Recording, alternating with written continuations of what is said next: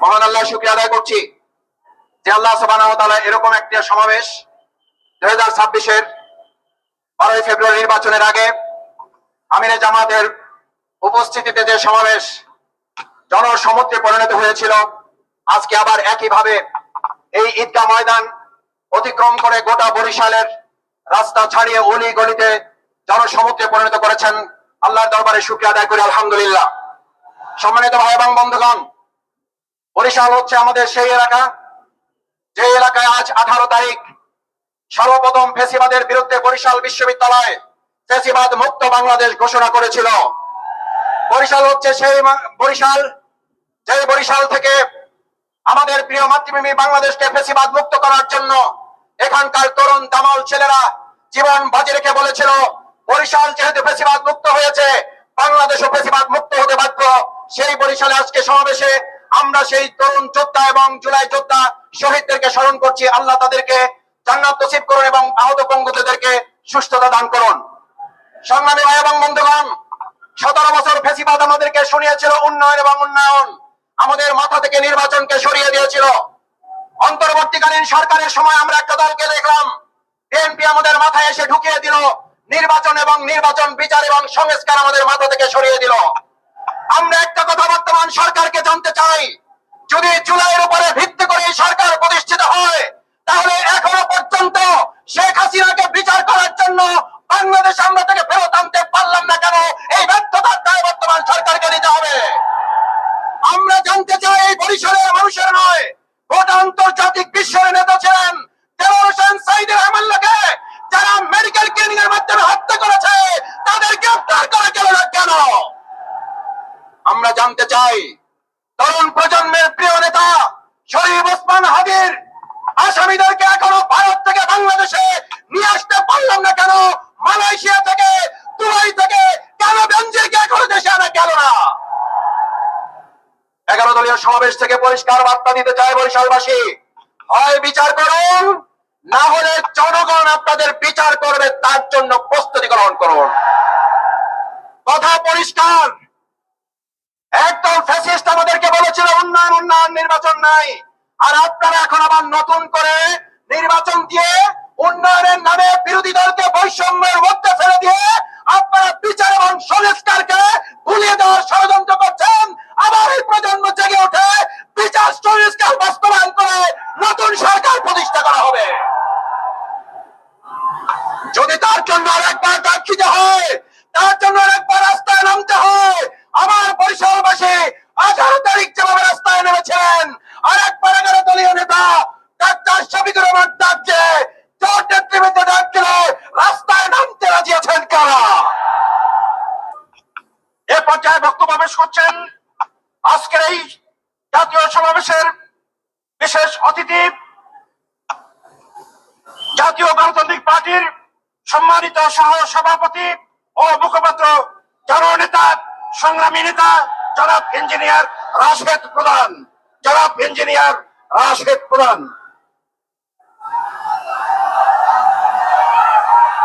বিসমিল্লাহির রহমানির রহিম।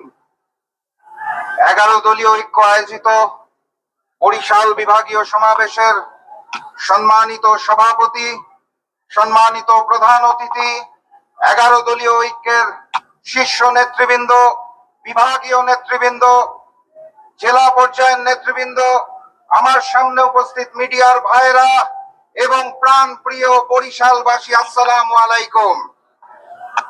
আপনারা ভালো আছেন তো নাকি? আলহামদুলিল্লাহ। সেই ভোটের আগে দেখা হয়েছিল, তারপর আবার দেখা হচ্ছে, আলহামদুলিল্লাহ। এর মধ্যে একখানা ম্যানেজ ভোট হয়ে গেছে, জানেন তো আপনারা? ফলাফল পাল্টে দেওয়া হয়েছে, জানেন তো? মিথ্যার ফুলঝুরি ফুটেছে, শুনেছেন তো? আমি ভেবেছিলাম আজকে এই মঞ্চ থেকে এই ম্যানেজ ভোটে বিজয়ী বিএনপি সরকারকে কিছু দাবি জানাবো, আমি ভেবেছিলাম ভোলা এবং বরিশালের মধ্যে একটি সেতু দরকার, এই দাবি জানাবো। আমি ভেবেছিলাম ভাঙ্গা থেকে কুয়াকাটা পর্যন্ত 6 লেনের রাস্তা দরকার, এই দাবি জানাবো। আমি ভেবেছিলাম রেল লাইন দরকার, সেই দাবি জানাবো। আমি ভেবেছিলাম পাইপ লাইনের মাধ্যমে বরিশালের প্রাকৃতিক গ্যাস প্রয়োজন, সেই দাবি জানাবো। তারপর মনে হলো কার কাছে দাবি জানাবো? দাবিটা বলবো কার কাছে? যারা ক্ষমতায় এসে মানুষের শরীরের অঙ্গ প্রত্যঙ্গে চাপ দিয়ে চাঁদা দাবি করে, তাদের কাছে দাবি করতে চাই না। দাবি করব কার কাছে? মাননীয় প্রধানমন্ত্রীর কাছে, যিনি ক্ষমতায় আসার আগে গণভোটে হাকে জয়যুক্ত করতে বলে ক্ষমতায় এসে এখন আর গণভোট মানেন না। দাবি করব কি আমি স্বরাষ্ট্রমন্ত্রীর কাছে, যিনি পবিত্র সংসদে দাঁড়িয়ে স্পষ্ট ভাষায় বলেছেন যদি নির্বাচন পিছিয়ে যায় এই কারণে আপোষ করেছি, গণভোটকে তখন মেনেছিলাম এখন মানি না। দাবি করব আমি কার কাছে? যেই দেশের সড়ক পরিবহন মন্ত্রী পবিত্র সংসদে দাঁড়িয়ে বলে টোল মওকুফের কথা বলেছিলাম যাতে বেশি বেশি ভোট পাই, আসলে মওকুফ করব না। আমি দাবি করব কার কাছে? যেই সরকারের স্থানীয় সরকার মন্ত্রী বলে তারা নাকি কোনোদিন সংবিধান সংস্কারের কথা উচ্চারণই করেন নাই, অথচ বিএনপির 31 দফার মধ্যে প্রথম দফাতেই বলা ছিল সংবিধান সংস্কার করার কথা। দাবি আমি কার কাছে জানাবো?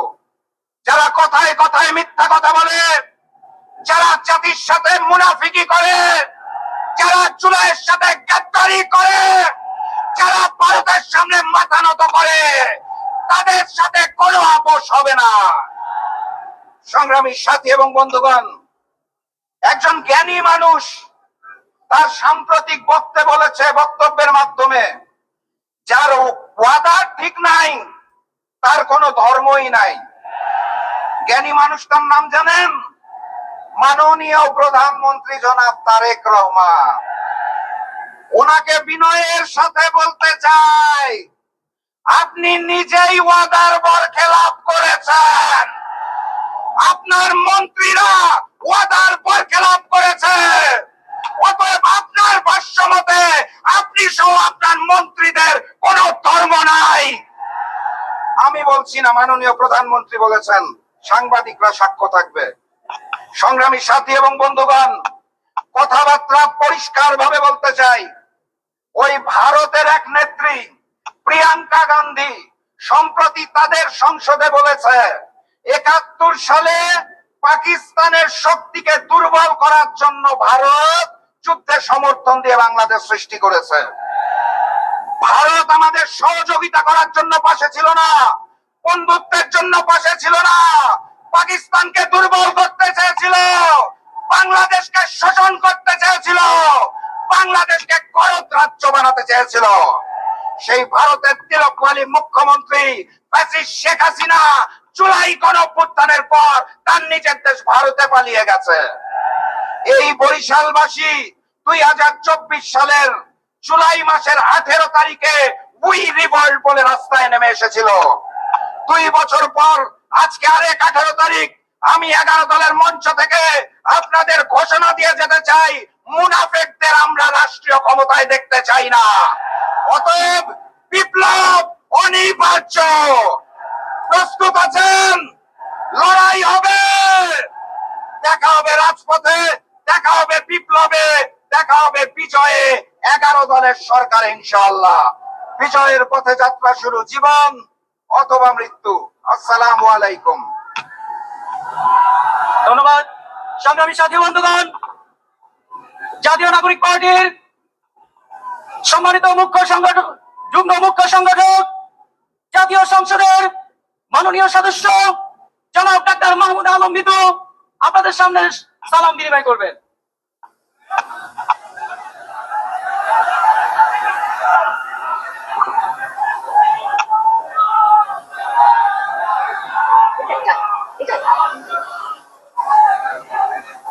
বরিশালের বন্ধুরা কেমন আছে? সবাই ভালো আছেন? অনেক জায়গায় গেছি, অনেক জায়গায় কথা কইছি, নিজের জায়গায় এই এককালে শক্তি বাড়িয়ে গেছে। আর নিজের বুঝে দেখে শক্তি বাড়ছে না। সবাইকে আসসালামু আলাইকুম। হাজার হাজার ছেলেরা জীবন দিছে না? এই সরকার সেই রক্তের উপর দাঁড়ায় আছে, অথচ এখন তারা সংস্কারের কথা আর বলে না। এই যে বরিশালের দেয়ালে দেয়ালে গ্রাফিতিতে লেখা ছিল সংস্কারের কথা, রক্ত দিয়ে আমাদের ভাইরা সেই সংস্কারের কথা লিখে গেছে। এখন সংসদে দাঁড়িয়ে সালাউদ্দিন সাহেব বলেন যে নির্বাচনের জন্য আপোষ করে তখন জুলাই সনদের কথা বলছি। হ্যাঁ, কত বড় মুনাফিক, কত বড় বেঈমান হইলে এই ধরনের কথা বলতে পারে? যারা নির্বাচনের জন্য আপোষ করে সনদের হ্যাঁ বলছে, তারা কত বড় প্রতারক সেটা আমরা 90-এর গণঅভ্যুত্থানের পরেই দেখছি। এই 90-এর গণঅভ্যুত্থানে তারা ফেল করছে, তার পরিপ্রেক্ষিতে 1-11 আনছে। সেই 1-11 পরে 15 বছরের ফ্যাসিবাদী শাসন উপহার দিছে। 15 বছর হাসিনা জুলুম অত্যাচার করে আমাদের ভাইদের জীবন কেড়ে নিয়েছে, তাদের নিজেদের নেতা কর্মীরাও জীবন দিয়েছে। কিন্তু সেই সব নিয়ে তাদের এখন আর মাথা ব্যথা নাই। কি নিয়ে মাথা ব্যথা? ক্ষমতা। কেমনে ক্ষমতায় থাকবে, কেমনে টেম্পো স্ট্যান্ড দখল করবে, কেমনে চাঁদাবাজি করবে, কেমনে কম খুন অত্যাচার করবে। ওনারা বোধহয় ভুলে গেছেন এটা জুলাইয়ের পরের বাংলাদেশ, রক্ত দিয়ে লেখা বাংলাদেশ। এই বাংলাদেশে আর এই অত্যাচারের রাজনীতি চলবে না। ইলেকশনের কথা আমরা ভুলি নাই, ইলেকশনে কি করছেন সেটা ভুলি নাই, রামদানিয়া দাঁড়ায় দাঁড়ায় ভোট কেন্দ্র দখল করছেন ভুলি নাই। কেন মেনে নিছি জানেন? আপনাদের ইঞ্জিনিয়ারিং করা ইলেকশন আমরা মেনে নিছি শুধুমাত্র দেশের স্থিতিশীলতার স্বার্থে। কিন্তু শহীদের রক্তের সাথে বেইমানি করবেন, জুলাই সনদের সাথে বেইমানি করবেন, গণভোটের সাথে বেইমানি করবেন, সেইটা বাংলাদেশের জনগণ মেনে নিবে না। 70% মানুষ জুলাই সনদে, 70% মানুষ গণভোটে হ্যাঁ বলছে। ইলেকশনের আগে তাদের নেতারা, প্রধানমন্ত্রী নিজে বলছেন গণভোটে হ্যাঁ বলুন। এখন আর গণভোটের কথা মনে পড়ে না। কারণ কি জানেন?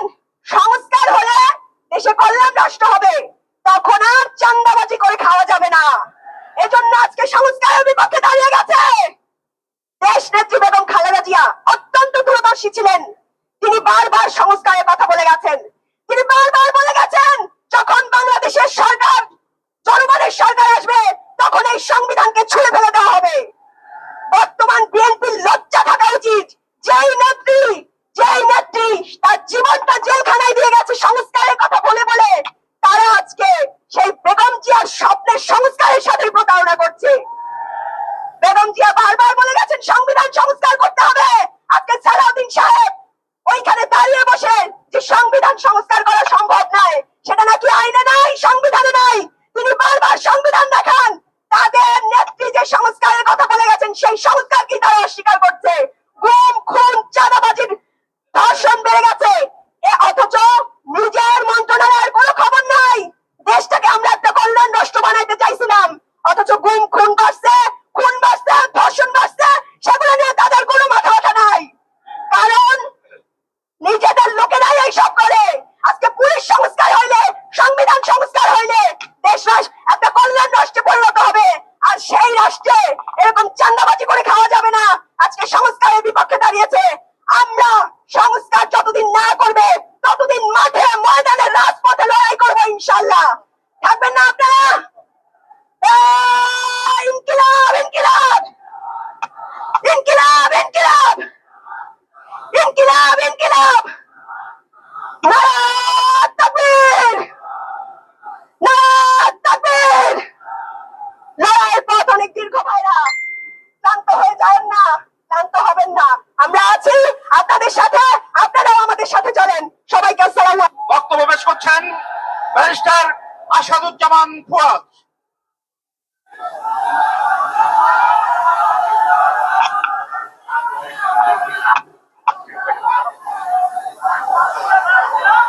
বিসমিল্লাহির রহমানির রহিম। জাতীয় নেতৃবৃন্দ, প্রিয় উপস্থিতি, আসসালামু আলাইকুম। 2024 সালে বাংলাদেশের ইতিহাসে যেই ঘটনা ঘটে গেছে এটা শুধুমাত্র স্বাধীন বাংলাদেশের ঘটনা না, গত 800 বছরের ইতিহাসে নবাবী বাংলা বলেন আর সুবা বাংলা বলেন আর সুলতানি বাংলা বলেন, 850 বছরের ইতিহাসে লক্ষণ সেন নদিয়া মুর্শিদাবাদের রাজদরবারের পিছন গেট থেকে গরম খাবার রেখে পালিয়ে যাবার ইতিহাস আবার 24-এর 5ই আগস্ট পুনরাবৃত্তি ঘটেছে। অতএব বেগম লক্ষণ সেনকে মনে রাখতে হবে, বাংলাদেশের সকল সীমান্তে আপনার জন্য আমরা লাল গালিচা প্রস্তুত করে রেখেছি। বাংলাদেশের সকল ফুলের বাগান থেকে আপনার জন্য ফুলের মালা রেডি করে রাখা হয়েছে। শুভেন্দু অধিকারী আর দিলীপ ঘোষের নেতৃত্বে কোন সীমান্ত দিয়ে ঢুকবেন, আমরা কোটি জনতা আপনাকে রিসেপশন দেওয়ার জন্য সেদিন উপস্থিত থাকবো এবং সরাসরি সীমান্ত থেকে কাশিমপুর আর কেরানীগঞ্জে নিয়ে যাওয়া হবে। যারা বোধ করছেন 24-এর গণ অভ্যুত্থানে যারা বুক চেতিয়ে রক্ত দিয়ে বুলেটকে সামনে রেখে শত বাধা উপেক্ষা করে বাংলাদেশকে শুধু আওয়ামী ফ্যাসিবাদ না দিল্লির আধিপত্যবাদ থেকে মুক্ত করেছে, তাদেরকে এনডিটিভিতে আর রয়টার্সে রাতের আধারে ইমেইলে সাক্ষাৎকার দিয়ে বাংলাদেশের মানুষকে ভয় দেখাবেন, সেই ভয়ের রাজ্যে আমরা বাস করি না। শত শত হাজার হাজার লক্ষ লক্ষ আবু সাইদ মুক্তারা বুক চিতিয়ে বাংলাদেশের প্রান্তে প্রান্তে সীমান্তে সীমান্তে পাহারাদার হয়ে বসে আছে বাংলাদেশের লাল সবুজের পতাকাকে হেফাজত করবার জন্য। যারা বোধ করছেন আপনারা কয়েকজন সিনিয়র বাটপার জ্যেষ্ঠ সাংবাদিকরা টকশোতে গিয়ে কথা বলবেন আর বাংলাদেশের মানুষ শেখ হাসিনার পক্ষে লড়াই করবার জন্য প্রস্তুত আছে, গত 17 বছরের ইতিহাস দেখেন, গণমাধ্যম বিরোধী দলের বক্তব্য প্রকাশ করে নাই। টকশোতে বিএনপি জামাতের বক্তব্য ছিল না, কোন গণমাধ্যম তাদের খবর বক্তব্য পর্যন্ত প্রকাশ করায় আদালতের নিষেধাজ্ঞা ছিল। তারপরেও কিন্তু গণ অভ্যুত্থান ঠেকাতে পারেন নাই। মাথায় রাখিয়েন, শুধুমাত্র গণমাধ্যমের ইতিহাস দিয়ে, শুধুমাত্র আওয়ামী ফ্যাসিবাদের কিছু দালালদেরকে দিয়ে টকশো করিয়ে বুদ্ধিদীপ্ত ভাবে বাংলাদেশকে আবার আওয়ামী রাজকরণ করবেন, সেই বাংলাদেশ দিল্লিতে ফিরবে, সোনার বাংলায় ফিরবে না। অতএব আমাদের বক্তব্য খুব পরিষ্কার, আমরা সরকারকে বলছি, বিভিন্ন জায়গায় বরিশাল সহ আমরা খবর পাচ্ছি আপনাদের দলের নেতা কর্মীদের পৃষ্ঠপোষকতায় আর্থিক লেনদেনের মাধ্যমে আওয়ামী লীগের গুন্ডা পান্ডারা পুনর্বাসিত হচ্ছে। পাড়ায় পাড়ায় মহল্লায় মহল্লায় আওয়ামী লীগের পরিচিত সন্ত্রাসী ক্যাডাররা হেলমেট বাহিনীরা আবার ফিরছে, তাদের সাথে একসাথে মিলেমিশে বরিশালে মাদকের ব্যবসা করছেন। আমরা কিন্তু সবকিছু জানি। প্রশাসনকে বলছি, সরকারকে বলছি, আওয়ামী লীগকে পুনর্বাসনের ইতিহাস ভালো হয় নাই। আপনার বাবার ইতিহাস থেকে শেখেন, আপনার মায়ের ইতিহাস থেকে শেখেন, 1/11-এর ইতিহাস থেকে শেখেন। এই দজ্জালকে যদি পুনর্বাসনের চেষ্টা করেন, দজ্জাল পুনর্বাসিত হবে না, আপনারা নির্বাসিত হয়ে যাবেন। অতএব আমরা বলছি, এখানে আজকে 11 দলের ঐক্যের শীর্ষ নেতা সংসদের বিরোধী দলীয় নেতাকে আহ্বান করছি, দয়া করে সংসদে বিল উত্থাপন করেন। 11 দলের পক্ষ থেকে জুলাই গণ অভ্যুত্থানকে নিয়ে যারা তালবাহানা করছে, জুলাই গণ অভ্যুত্থানকে প্রতিদিন গণমাধ্যমে টকশোতে বিভিন্ন নাটক সিনেমায় কিভাবে করে উপস্থাপন করছে, ফেসবুকে অনলাইনে ছোট করছে, শত শত হাজার হাজার শহীদ আহত যোদ্ধাদেরকে জীবন নিয়ে খেলামেলা করছে, তাদের বন্ধ করবার জন্য আইন করে অবিলম্বে এই লোকগুলোকে আইনের আওতায় আনেন, ফৌজদারি বিচারের মুখোমুখি করেন। তা না হলে রাস্তার জনগণ যেদিন এই ধরনের পাটপার আওয়ামী পিটিমের বুদ্ধিজীবীদেরকে রুখে দাঁড়াবে, সেদিন মব জাস্টিসের কথা আপনারা বলতে পারবেন না। ঠিক কিভাবে 2 বছর পেরিয়ে গেছে, এখনো শহীদদের তালিকা হয় নাই, এখনো আহত প্রতিবন্ধী যোদ্ধাদের তালিকা হয় নাই, তাদের পুনর্বাসন করা হচ্ছে না। যাদের যেই সংগঠনে জুলাই স্মৃতি ফাউন্ডেশনের উপরে দায়িত্ব ছিল তাদের পুনর্বাসন করবার, সেই জুলাই স্মৃতি শহীদ ফাউন্ডেশন গত 5 মাস ধরে বেতন পাচ্ছে না। এগুলো হচ্ছে সরকারি দলের গণ অভ্যুত্থান নিয়ে টাউটামি করার ইতিহাস। আমরা আপনাদেরকে বলছি, অবিলম্বে এই পুনর্বাসন করবার জন্য যেই টাকা বরাদ্দ দেওয়ার কথা ছিল তাদেরকে সেই বরাদ্দ দিতে হবে। আমাদের শত শত হাজার হাজার জুলাই নেতাদের পুনর্বাসনের যে আকাঙ্ক্ষা এবং ওয়াদা জাতির কাছে রাখা হয়েছিল, সেগুলো ব্যত্যয় কোনোভাবে করা যাবে না। আর সর্বশেষ বলছি, বরিশাল বিভাগের উন্নয়ন যে অনেকগুলো দাবি ছিল, যেগুলো নিয়ে আমি গত 2 বছর ধরে অন্তর্বর্তীকালীন সরকার এর সাথে দেনা পাওনা করেছি, ন্যায্য অধিকারের জন্য উপদেষ্টাদের দরজায় দরজায় গিয়েছি। যেই প্রকল্পগুলো পাশ হয়েছে সেগুলো শুনলাম এই বাজেটে নাকি আবার বরাদ্দ দেওয়া হয় নাই। আমরা অবিলম্বে দাবি করছি, বরিশালবাসীর বহুদিনের দাবি কুয়াকাটা থেকে ভাঙর রাস্তা 6 লেনের করতে হবে। আমরা দেখলাম ইতিমধ্যে বৃষ্টিতে খারাপ ওয়েদারের কারণে রাস্তার বেহাল অবস্থা, এগুলোকে অবিলম্বে ঠিকঠাক করতে হবে।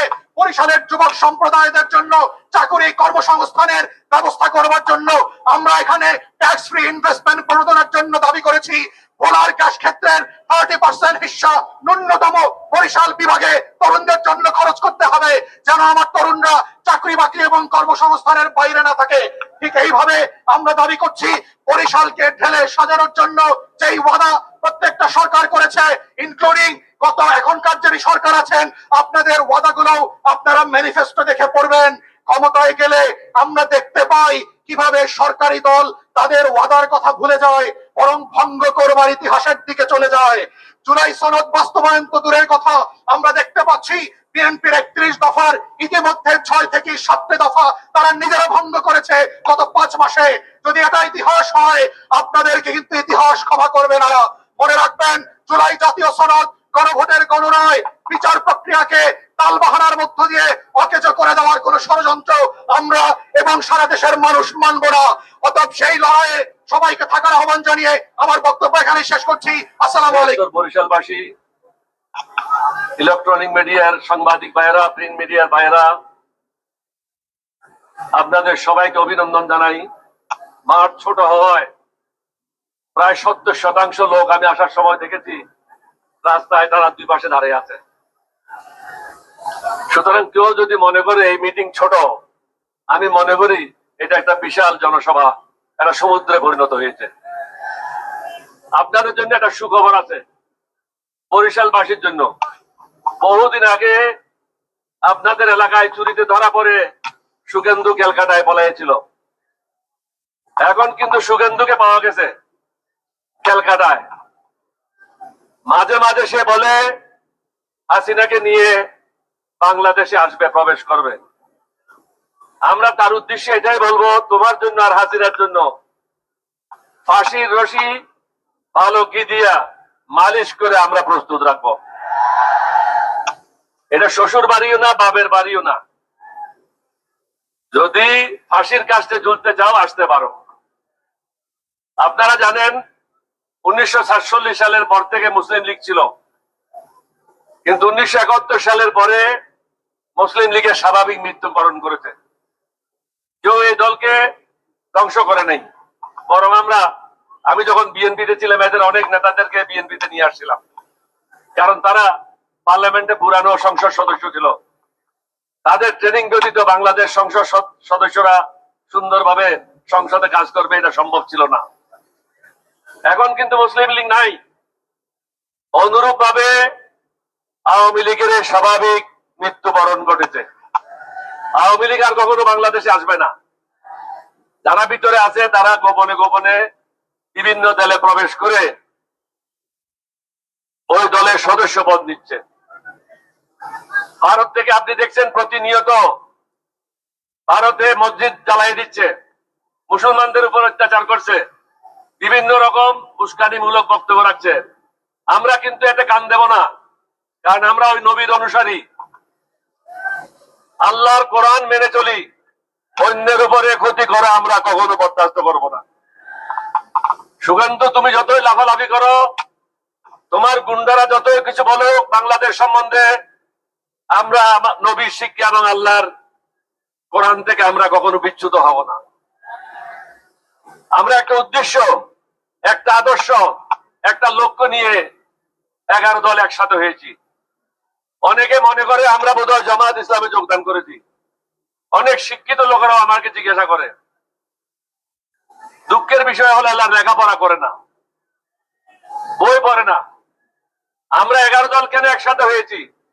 কারণ আমরা চাই এই দেশ থেকে দুর্নীতি বন্ধ হোক, চাঁদাবাজি বন্ধ হোক, মাস্তানি বন্ধ হোক, দখলবাজি বন্ধ হোক, এবং মানুষ ন্যায় বিচার পাক, সুখে শান্তিতে ঘরে বসবাস করুক। আজকে আমরা সেটা দেখছি না। আমি মাননীয় প্রধানমন্ত্রীকে বলবো, কয়েকদিন আগে দেখলাম আপনার অনেকগুলি মন্ত্রী রিলিফ বিতরণের জন্য একটা জায়গায় গেছে। অত্যন্ত দুঃখের বিষয়, এই রিলিফ বিতরণের দায়িত্ব হল ইউনিয়ন কাউন্সিলের চেয়ারম্যান এবং মেম্বারের, এবং এটা সুপারভাইজ করবে ইউএনও। এটা মন্ত্রীর কাজ না। মন্ত্রী যদি ইউএনওর কাজ করে, ইউএনও কার কাজ করবে? আপনি আপনার লোকগুলিকে সামাল দেন। এমন এমন লোক নিয়েছেন মন্ত্রিসভায়, তাদের দায়িত্ব কি সেটাও তারা জানে না। ভালো খাওয়া পাইলে সেদিকে ছুটে যায়। এদেরকে বন্ধ করেন। আপনি কি একদিকে বলবেন কৃষ্ণতা শাসন করেন, অন্যদিকে 5-7 মন্ত্রী একসাথে মিলে রিলিফ দেওয়ার জন্য যাচ্ছে। রিলিফ দেওয়াটা সিম্পল। 100 বছরের সবচেয়ে বড় ঘূর্ণিঝড় হয়েছিল 1991 সালে। আমি এককভাবে এটার দায়িত্বে ছিলাম। আমি এই প্রকাশ্যে বলে যাই, সারা রাত্রে আমি ঘুমাই নাই। 29 তারিখ রাত্রে সকালে উঠে বেগম জিয়াকে বললাম, আমি সংবাদ পেয়েছি এয়ারপোর্টে 10 ফিট পানি হয়েছে। উনি বললেন যে কি করা দরকার? আমাদের একটা হেলিকপ্টার নেন, আপনাকে নিয়ে আমি যাব। হেলিকপ্টার নিয়ে গেলাম, দেখলাম যে সব জায়গায় মৃতদেহ, টেলিফোনের তার বিচ্ছিন্ন, রাস্তায় চলাচল সম্ভব না, গাছপালা সব ভেঙে রাস্তার উপর পড়েছে। আমি ওনাকে বললাম, এটা আপনার কাজ না, আপনি আমাকে স্টেডিয়ামে নামাই দেন, কালকে আমার কাপড়গুলি পাঠিয়ে দেন।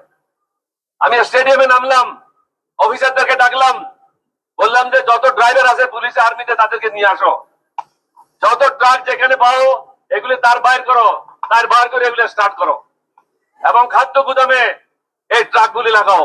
প্রত্যেক এলাকায় এলাকায় মোড়ে মোড়ে গিয়ে খাদ্য ডিস্ট্রিবিউট করো। বসার হিসাব, আমাদের হিসাবের কোনো দরকার নাই। আমার মানুষ বাঁচলেই তো হিসাবের দরকার। আমার মানুষ মারা গেলে আমি হিসাব দিয়ে কি করব? 1,20,000 মানুষ মারা গেছিল, কই আমি কোন একজন মন্ত্রীকে তো নিই নেই। আমি কিভাবে করলাম? আনসার এবং পুলিশদেরকে দিয়ে করেছি। মা ছেলেকে দাফন করে নাই, বাপ ছেলেকে দাফন করে নাই। কারণ আপনারা সমুদ্র উপকূলের লোক, যে সমস্ত ডেড বডি গুলি সমুদ্রে থাকে, পানিতে ভিজে যায়, আপনি যদি হাত ধরেন হাত চলে আসবে, আঙ্গুল ধরলে আঙ্গুল চলে আসবে, তাহলে এগুলিকে দাফন করবেন কিভাবে? রেডিওতে গিয়া সবাইকে বললাম, বড় বড় যারা কাপড় ব্যবসায়ী আছে আপনারা কাপড় দিয়ে যান সার্কিট হাউসে। কাপড় দিয়ে গেল, কাপড় কেটে কেটে এই ভাসমান মৃতদেহগুলির নিচে একসাথে করে সবগুলিকে জড়াইয়ে, কোনোটাতে 10 জন, কোনোটাতে 20 জন, এইভাবেই তাদেরকে দাফন করা হলো। আজকে আপনার মন্ত্রীরা কি শখে যাচ্ছে? খানা খাওয়ার জন্য যাচ্ছে। ভালো খানা দেওয়া বলছে, এই জন্য বেড়াতে যাচ্ছে। বেটার নিজের মন্ত্রণালয় কি হচ্ছে জানো না, আর ওইদিকে রিলিফ নিয়ে টানাটানি করো। আগে মন্ত্রণালয়টা ঠিকভাবে চালাও। এখন সবশেষে এটাই বলবো, শুভেন্দু বা তোমার লোকেরা যতই আমাদেরকে উস্কানিমূলক কথা বলে না কেন, আমরা সেদিকে মন দেব না। আমি এখানে ছোট্ট একটা উদাহরণ দিতে চাই। আমার নবী হুজুর পাক সাল্লাল্লাহু আলাইহি সাল্লাম রাস্তা দিয়ে যাচ্ছিলেন, এক হরিণী আওয়াজ করলো, ইয়া মুহাম্মদ মুস্তাফা সাল্লাল্লাহু আলাইহি ওয়াসাল্লাম। আমার রসুল ফিরে দেখলেন, হরিণী তখন বলল, ইয়া রাসূলুল্লাহ, আমার 2টা সন্তান এখনো দুধ খাওয়াইতে পারি নাই, কারণ এই ইহুদি আমাকে ধরে রেখেছে। আমার নবী ইহুদির কাছে গেল, বললো তার 2টা সন্তান আছে, দুধ খাওয়াইতে হবে, তুমি ছেড়ে দাও। বলে এরকম একটা সুন্দর সুযোগ, এত বড় একটা শিকার আমি ছেড়ে দিতে পারি না। হুজুর পাক বললেন, আমাকে ওর জায়গায় বন্ধ করে রাখো রশি দিয়ে, হরিণীকে ছেড়ে দাও। বলে আপনি ভুল করছেন, জঙ্গলের হরিণ কখনো আর ফিরে আসবে না। হুজুর পাককে বন্ধ করে রাখলেন, হরিণী ঘরে গেল দুধ খাওয়ানোর জন্য। সন্তানরা জিজ্ঞাসা করলো, মা তুমি এত দেরি করছো কেন? বলতে দেরি করার কারণ হলো, আমাকে ইহুদি ধরে রাখছিল এবং ছাড়ছিল না। আমার জায়গায় নবীকে রশি দিয়ে বন্ধ করে রেখেছে এবং আমাকে টাইম দিয়েছে তোমাদেরকে দুধ দিয়ে আবার ফিরে যাওয়ার জন্য। বলতে মা, এই অবস্থায় নবীকে বন্ধ রেখে আমরা দুধ খাইতে পারি না।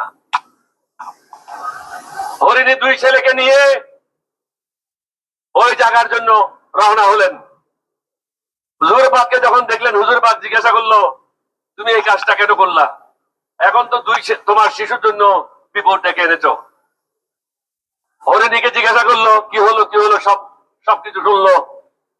ইহুদি আশ্চর্য হয়ে গেল, হরিণ কিভাবে ফিরে আসলো। আমার এখানে বলার উদ্দেশ্য হচ্ছে নবীর কথা পশু বুঝলো, কিন্তু আমাদের সরকার বুঝে না কেন? আমাদের ভাইয়েরা বুঝে না কেন? রহমতুল্লিল আলামিন এই নবী শুধু মুসলমানদের জন্য না, পৃথিবীর সবকিছুর জন্য এই নবীকে প্রেরণ করা হয়েছে। আপনারা তো সুন্দরভাবে বক্তব্য রেখেছেন। ফখরুল ইসলামকে বক্তব্য রাখতে আমি শুনেছি যে কোরআন সুন্নাহর বাইরে আমরা কিছু করব না। সালাউদ্দিন কথা বলছে ইসলাম ধর্মের বাইরে আমি কিছু করব না। সালাউদ্দিনের বাপ তো মসজিদের ইমাম ছিল। আরো কয়েকজনে বক্তব্য রাখছে, তারা বললো যে ইসলাম ধর্মের বাইরে কিছু করব না। তাহলে সংস্কার গুলি করছে না কেন? এগুলি কি ইসলাম ধর্মের বাইরে? মেহরবানি করে সংস্কার গুলি করে এই জাতিকে মুক্তি দেন। আমরা যারা বিরোধী দলে আছি আমরা আপনার শত্রু না, আমরাই হলাম আপনার মিত্র। কারণ আমরা সুন্দর বাংলাদেশ গঠন করতে চাই। এই বাংলাদেশের জন্য যুদ্ধ করেছিলাম, এটা আপনাকে বুঝতে হবে। আমি দেখলাম পরশুদিন ওয়ালখালীর থেকে কেবা কারা আপনার বাবা সম্বন্ধে বলছে ওর মাকে নাকি খালা ডেকেছে, ওর অ্যারেস্ট করেন। আপনার বাবা কারো মাকে খালা ডাকে নাই, সুযোগ সুবিধা নেওয়ার জন্য করছে। আরেক ভদ্রলোক ইন্টারভিউ দিয়েছে, বললো যে আমি জিয়াউর রহমানের খুব ঘনিষ্ঠ লোক ছিলাম, বেগম জিয়ার সাথে এটা হয়েছে এটা হয়েছে, এটা আমি সব প্রত্যক্ষদর্শী। এবং নাম বললো মেজর জেনারেল জঞ্জুয়া। ওই গাদার বাচ্চা বোঝা উচিত ছিল মেজর জেনারেল জঞ্জুয়া বলে বাংলাদেশে কেউ ছিল না, লেফটেন্যান্ট কর্নেল জঞ্জুয়া ছিল, যাকে 25 তারিখ রাত্রে আমাদের সিপাহীরা হত্যা করেছিল। সুতরাং এখন আপনি প্রধানমন্ত্রী হয়েছেন, বিভিন্ন জনে বিভিন্ন ভাবে আপনাকে প্রলোভিত করার জন্য বক্তব্য রাখবে, আপনাকে তৈলমর্দন করবে। এদের থেকে সাবধান। আমরা কিন্তু 11 দল তৈলমর্দনকারী দল না। আমরা যেটা সঠিক সেটাই বলবো। মেহরবানি করেন এই দেশের লোকের প্রতি দয়া করেন, আল্লাহ আল্লাহ রসুলের পথে নির্দেশিত পথে চলেন। শুধু মক্কা সনদ বললে হবে না, ওটা কাজে লাগাইতে হবে। মানুষ কি চায় সেটা বুঝতে হবে। মানুষ চায় সংস্কার। সংস্কার গুলি শেষ করেন, জনগণকে মুক্তি দেন, দেশটা সুন্দরভাবে চলুক। আপনাদের সবাইকে ধন্যবাদ। বাংলাদেশ জিন্দাবাদ। আসসালামু আলাইকুম ওয়া রাহমাতুল্লাহি ওয়া বারাকাতুহু।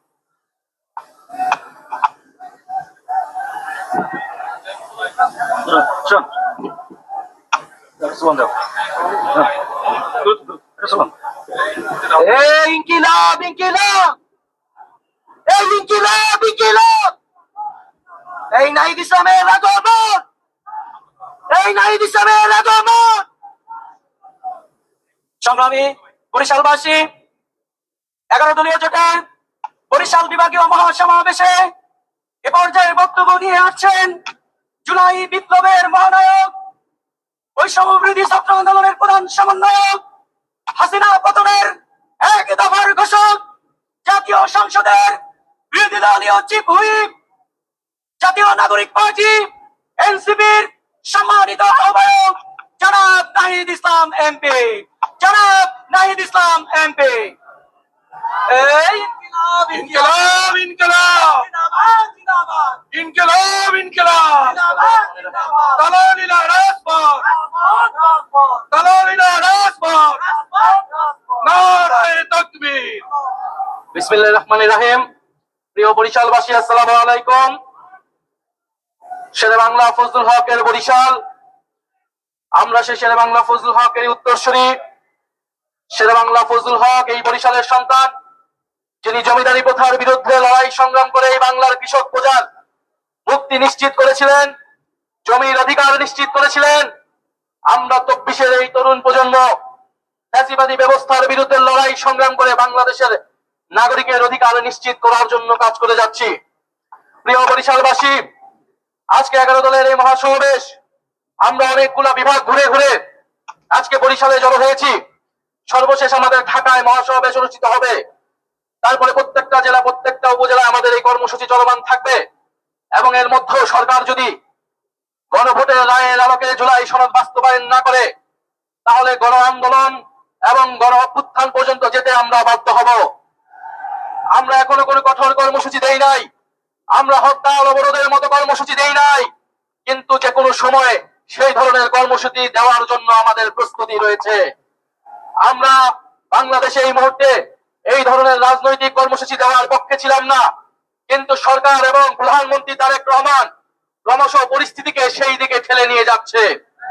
প্রধানমন্ত্রী অনেক ভালো ভালো কথা বলেন, প্রধানমন্ত্রীর মুখে মধু অন্তরে ছলনা।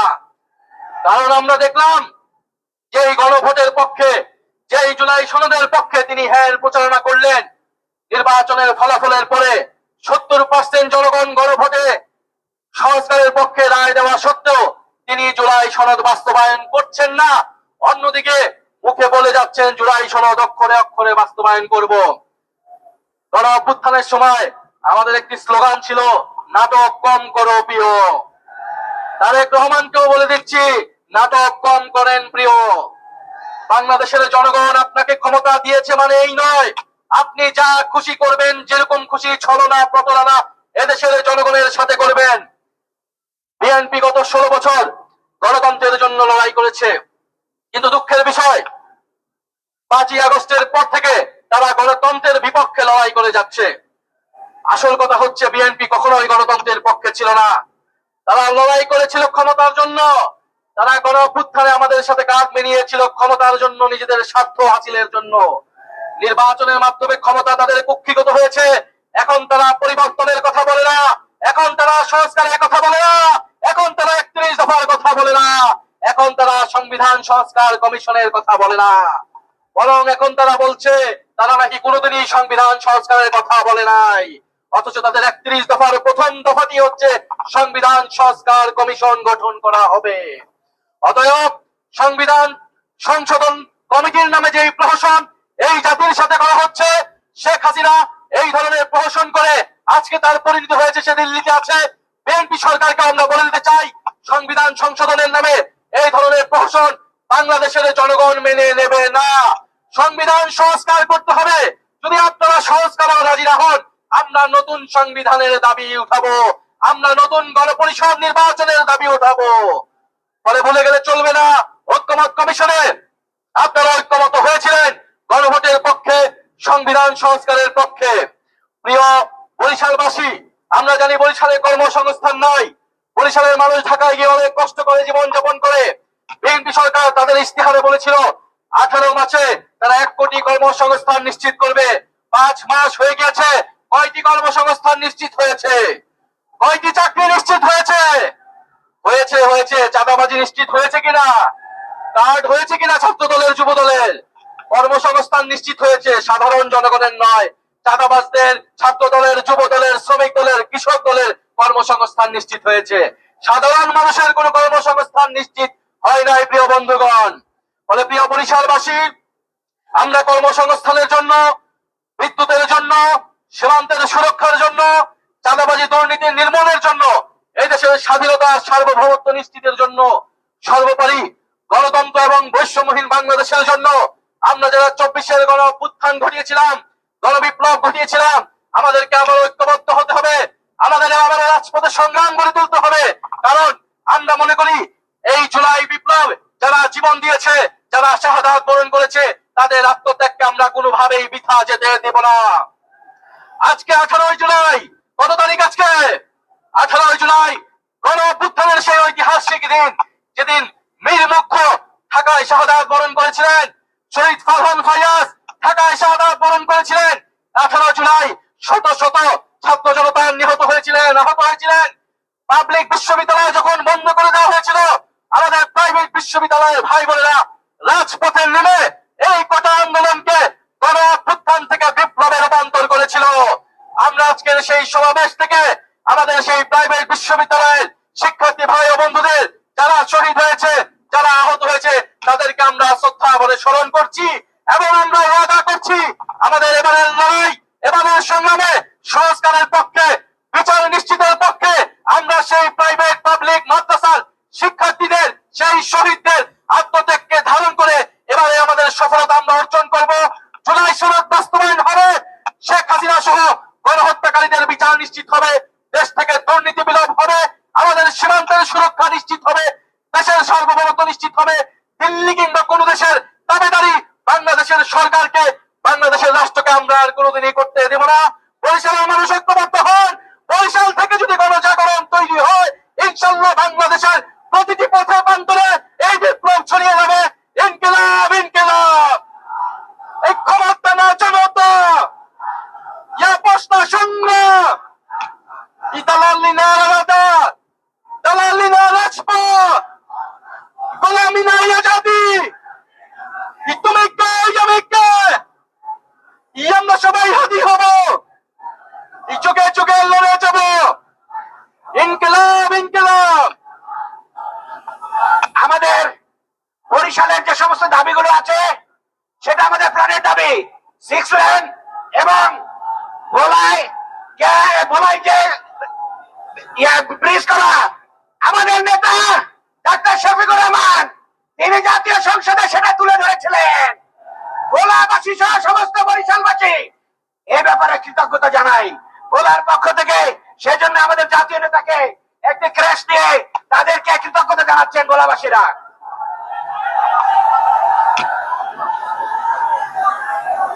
আমরা 6 লেন চাই, আমরা ভোলাই ব্রিজ চাই, আমরা বলিত পরিসরের উন্নয়ন চাই।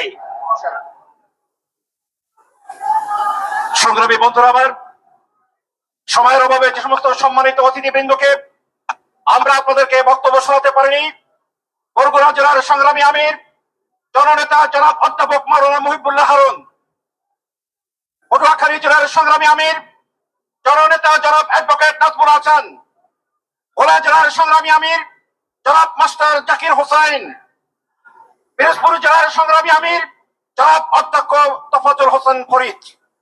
সংগ্রামী ভাইয়ের আমার 11 দলীয় ঐক্যের আয়োজিত বরিশাল বিভাগের আজকের এই সমাবেশে এখন আপনাদের সামনে বক্তব্য পেশ করছেন 11 দলীয় ঐক্যের শীর্ষ নেতা, বিশ্ববরেণ্য ইসলামী আন্দোলনের অবিসংবাদিত নেতা, মজদুম নেতা, বাংলাদেশের শিশু কিশোরের দাদুভাই নামে খ্যাত মানবিক নেতা, জননেতা আমিরে জামাত ডাক্তার শফিকুর রহমান, ডাক্তার শফিকুর রহমান, প্রয়োজনীয় নেতা ডাক্তার শফিকুর রহমান।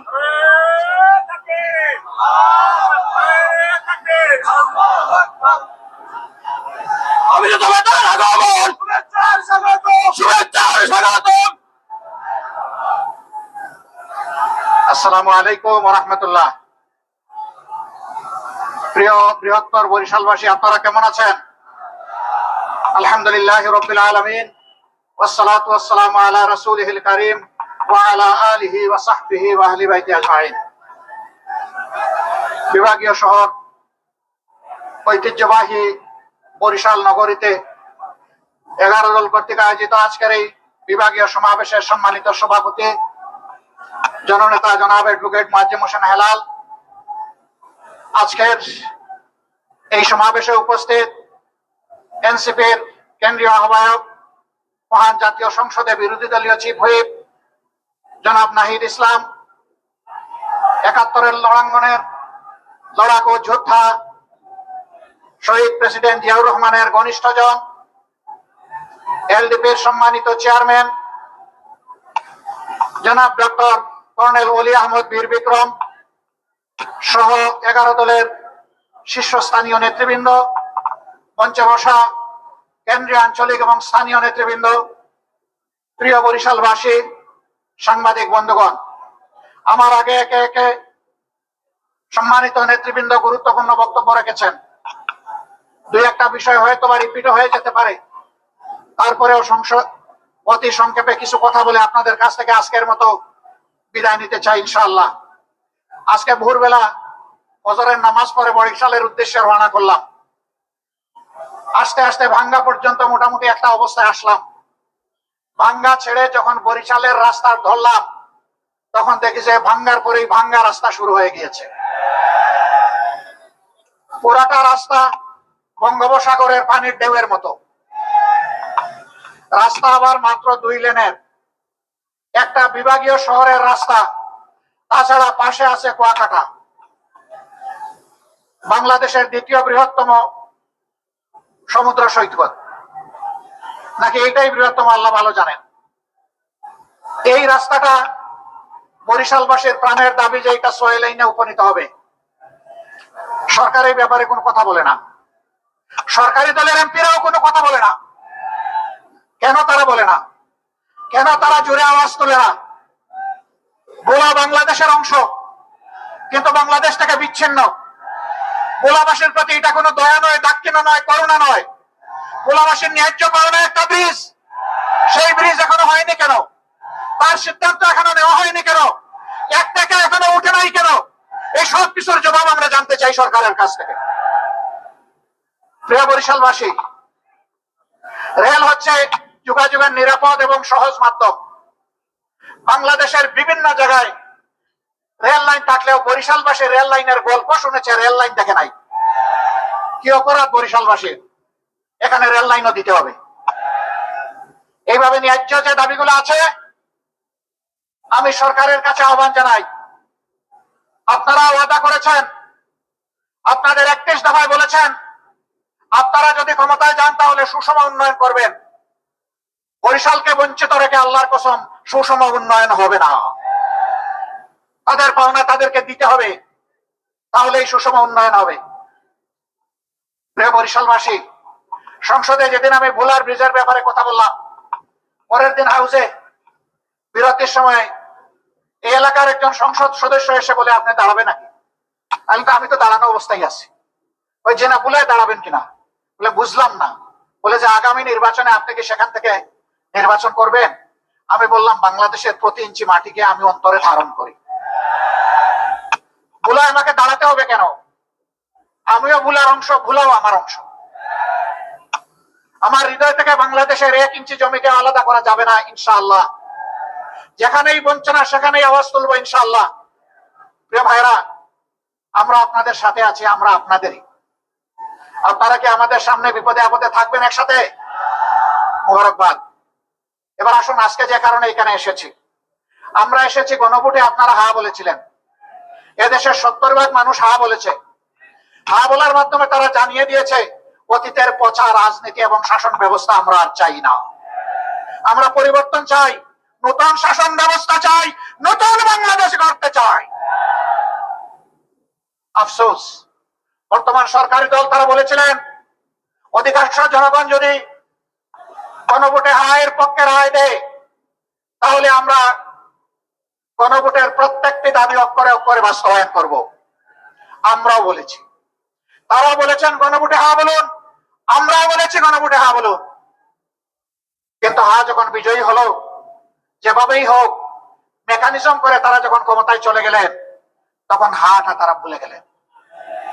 এখন বলতে বলতে এসে তারা বলতেছেন আমরা কখনো সংস্কারের কথা বলি নাই। না না বন্ধুরা, আপনারা সত্য বলছেন না, আপনারা মিথ্যা বলছেন। কারণ আপনাদের 31 দফা সংস্কারের দাবির প্রথম দফাই হচ্ছে সংস্কার। এখন বলেন যে সংস্কার কি জিনিস বুঝি না। আসেন আমরা সংবিধান সংশোধন কমিটি করি। আমাদের সংসদের ভিতরে আপনারা দেখবেন মাঝে মাঝে একজন অবৈতনিক শিক্ষক তিনি আমাদেরকে সবক দেন, এইটা সংবিধান, ওইটা সংবিধান, এইটা ধারা, ওইটা ধারা। আমি জিজ্ঞেস করতে চাই, সংবিধান এবং কার্যপ্রণালী বিধির কোথায় আছে? সংসদে আপনি একটা সংবিধান সংশোধন কমিটি করতে পারবেন, মেহরবানি করে তা দেখিয়ে দেন। আমরা যখন তার প্রতিবাদ করেছি, এখন শুনলাম সংসদের ভিতরেই তারা আওয়াজ দিয়ে সংবিধান সংশোধন কমিটি গঠন করলেন। আমরা এটাকে ঘৃণা করে প্রত্যাখ্যান করেছি। এখন নাকি তারা এটার নাম পাল্টাইয়া নতুন ভাবে তারা আকিকা করতেছেন নতুন নামে। তারা এখন বলতেছেন বিশেষ কমিটি। জনগণের সাথে আর কত ছলচাতুরি করবেন, আর কত দুকাবাজি করবেন? সংসদের ভিতরের কথাগুলো আজকে আর সংসদের হাউসে নাই, এটা দুনিয়ার সর্বত্র চলে গিয়েছে। পদে পদে মিথ্যা বলবেন, ধোঁকা দিবেন, পরিণতির জন্য তৈরি থাকুন। 2006 সাল থেকে শুরু করে 24 সাল পর্যন্ত টানা 19টি বছর এদেশের মানুষ রক্ত দিয়েছে, জীবন দিয়েছে, আয়নাগরের সঙ্গী হয়েছে। লক্ষ লক্ষ মামলা মাথায় নিয়ে জেলে গিয়েছে, সন্তান হারিয়েছে, স্বামী হারিয়েছে, এমনকি স্ত্রী হারিয়েছে। কিন্তু মানুষ ফ্যাসিবাদের কাছে মাথা নত করে নাই। সেই ফ্যাসিবাদকে বাংলাদেশ থেকে তুড়ি মেরে তাড়িয়ে দিয়েছে। আপনারা হাজার চেষ্টা করলে ওই ফ্যাসিবাদী আওয়ামী লীগ হতে পারবেন না। আপনারা দামি ফ্যাসিবাদ হতে পারবেন। আসল ফ্যাসিবাদকে এই জনগণ পাত্তা দেয় নাই, দামি ফ্যাসিবাদ আবার কিসের? ফেসিবাদ যে পথে হেঁটেছে আপনারা সেই পথে হাঁটছেন। ফেসিবাদের খাসলতের একটারও পরিবর্তন আনেন নাই। 133টা অর্ডিন্যান্স জারি করা হয়েছিল, যে অর্ডিন্যান্স গুলো ফেসিবাদের জন্ম দিয়েছিল তার সবগুলো বিএনপি রেখে দিয়েছে। এটা জাতির সাথে বিশ্বাসঘাতকতা। তারা বলে সুন্দর করে আমরা আরো ভালো করে এগুলা নিয়ে আসবো, তো এ পর্যন্ত 6 মাস চলে যাচ্ছে, কই ভালো করে তো একটা আনতে পারলেন না। আমরা বুঝতে পারছি জনগণকে ধোঁকা দেওয়ার জন্য আরেকটা উপকৌশলের আশ্রয় তারা নিতে পারেন। তাদের মন মতো একতরফা ওই অবৈধ কমিটিতে আলাপ আলোচনা করে, সংবিধান সংশোধন কমিটি বলে কোনো কমিটি নাই, এটা অবৈধ যদি গঠন করা হয়ে থাকে, ওখানে আলাপ আলোচনা করে তাদের মন মতো কিছু জিনিস স্বৈর শাসনকে পাকাভুক্ত করার জন্য তারা হয়তো নিয়ে আসবে, 2/3 জুড়ে হয়তো পাশও করবে। তারপরে বলবে আগে তো সংবিধানে গণভোট ছিল না, এখন 15 সংশোধনী বাতিলের মাধ্যমে এটা ফিরে এসেছে, আমরা এখন এই বিষয়গুলোই এখন গণভোটে দেব। এরকম কোন বাউতাবাজি যদি করা হয়, অগ্রিম বলে রাখছি এই জাতি আপনাদেরকে ছেড়ে কথা বলবে না। সাবধান, ধোঁকার পথে পা বাড়াবেন না। আমাদের সাফ কথা, যে গণভোটে জনগণ 70 ভাগ রায় দিয়েছে, সেই একই দিনের ভোটে আপনারা সরকার বলে এখন দাবি করছেন, ওই গণভোট না থাকলে এই সরকারও মানা হবে না। ওই গণভোট যদি ব্যর্থ হয়ে সরকারকেও ব্যর্থ করে দেওয়া হবে। ওই গণভোট মানতে আপনাদেরকে জনগণ বাধ্য করবে ইনশাআল্লাহ। আপনারা 91 সালের পরে ক্ষমতা এসে বুঝেন নাই কাকে কেয়ারটেকার সরকার বলে, শেষ পর্যন্ত বুঝেছেন ঠিকই। আমরা বলবো জাতির ক্ষতি করে বুঝবেন না, এখনই বুঝুন। আমরা রাজপথে এইভাবে থাকতে চাই না, আমরা সবাই মিলে দেশ গড়ার কাজে অংশগ্রহণ করতে চাই। কিন্তু আপনারা যেভাবে ধাক্কায় ধাক্কায় আমাদেরকে রাজপথের দিকে দিচ্ছেন, রাজপথ জ্বলে উঠলে সেই আগুনের অনেক কিছু পুড়ে ছারখার হয়ে যায়। 24-এর একটা চমৎকার স্লোগান ছিল আমাদের সন্তানদের, লেগেছে রে লেগেছে, রক্তে আগুন লেগেছে, রক্তে আগুন ধরাবেন না। এই প্রজন্মের আর পরীক্ষা নেবেন না, এরা পরীক্ষিত, এরা বিজয়ী, এরা বীর। এই জুলাইকেও ধামা চাপা দেওয়ার জন্য কত কসরত, এইটা ওইটা। 71 সাল অবশ্যই এটি আমাদের গর্বের, এটি আমাদের ইতিহাসের সোনালী অংশ। 24 টানতে গিয়ে 71 টানতে হবে কেন? 71 থাকবে 71-এর মর্যাদায়, 24 থাকবে তার মর্যাদায়। এই 24 আমরা হারিয়ে যেতে দেবো না ইনশাআল্লাহ। 24-এর বীরদেরকে যথাযথ রাষ্ট্রীয় সম্মানে সম্মানিত করতে হবে, সে শহীদ হোক আর গাজী হোক। 24 নিয়ে কোনো অবহেলাই জাতি বরদাস্ত করবে না। 24-এর ঐতিহ্য নিয়ে গড়ে ওঠা জুলাই স্মৃতি জাদুঘর, এইটাও ভুলিয়ে দেওয়ার চেষ্টা করা হচ্ছিল আপনাদের দাবি এবং সংসদে বিরোধী দলের দাবির কারণে। ওয়াদা করা হয়েছে আগামী 5 তারিখ খুলে দেওয়া হবে। আমরা কিন্তু এটা আগেই ভিজিট করে এসেছি, সেই ভিজিটে নাহিদ ইসলামও ছিলেন, আমিও ছিলাম, আর ওই সংসদের ওই অবৈতনিক শিক্ষকও ছিলেন। আমরা যদি আবার গিয়ে দেখি এর মধ্যে কোনো পরিবর্তন আনা হয়েছে, আমরা আবার গর্জন করব, আমরা চুপ থাকবো না, তার প্রতিবাদ করব। যদি কোনো ঐতিহ্য গায়েব করা হয়ে থাকে, শুরু আনা তাদের কাছ থেকে আমরা তা আদায় করে ছাড়বো ইনশাআল্লাহ। সম্মানিত ভাইরা, আমাদের সাফ কথা, গণভোটের গণরায় মানতেই হবে। যারা জনগণের ভোট মানে না, এরা গণতন্ত্র মানে না, এরা গণতন্ত্রের শত্রু। আমরা চাই না এই সরকারকে আমরা গণতন্ত্রের শত্রু বলি। দেরিতে হলে আমরা অনুরোধ করব, ফিরে আসুন, ফিরে আসুন, জনগণের রায়ের প্রতি আপনারা সম্মান প্রদর্শন করুন। বিরোধী দলের আসনগুলোতে বৈষম্য করা হচ্ছে, বৈষম্যের জন্য জুলাই হয়নি, বৈষম্যের কবর রচনা করার জন্য জুলাই হয়েছিল। সংসদে আমরা তার প্রতিবাদ করেছি, এই বৈষম্য আমরা মেনে নেব না, তার বিরুদ্ধে আমরা জ্বলে উঠবো ইনশাআল্লাহ। সময় থাকতে সাবধান হয়ে যান, সংশোধন হয়ে যান, মানুষের ম্যান্ডেটের প্রতি সম্মান প্রদর্শন করুন। দ্রব্যমূল্যের জাতাকলে জনগণ পৃষ্ঠ, গ্যাসের দাম বাড়ানো হয়েছে, তেলের দাম বাড়ানো হয়েছে, বিদ্যুতের দাম বাড়ানো হয়েছে, এক একটা পরিবারের উপর 5-7 হাজার টাকার ট্যাক্স বাড়িয়ে দেওয়া হয়েছে। আপনি ফ্যামিলি কার্ড দিয়ে কিভাবে পোষাবেন? এটা ফ্যামিলি কার্ডে দিবেন 2500, দাম বাড়িয়েছেন 5000। সম্মানিত ভাইরা, ইনশাআল্লাহ যদি এর ভিতরে তারা না মানেন, সিলেটে আমাদের সমাবেশ রয়েছে 25 তারিখ। আমরা আশা করব এর ভিতরে তাদের শুভবুদ্ধির উদয় হবে। তারা ঘোষণা দিবেন যে হ্যাঁ আমরা গণভোট মেনে নিলাম। যদি মেনে না নেন, তাহলে ঢাকার মহাসমাবেশের জন্য আপনারা প্রস্তুত থাকুন। হাতে চিড়ামুড়ি নিয়ে আপনারা রওনা করতে পারবেন তো ইনশাআল্লাহ? আমরা কোনো বিরানি দিতে পারবো না। আমরা ইনশাআল্লাহ যদি কিছুই না থাকে রোজা রাখবো, আর না হয় একটুখানি চিড়া আর সামান্য একটু গুড় নিয়ে আমরা রওনা করবো ইনশাআল্লাহ। এর শক্তি অ্যাটম বোমার চাইতেও শক্তিশালী।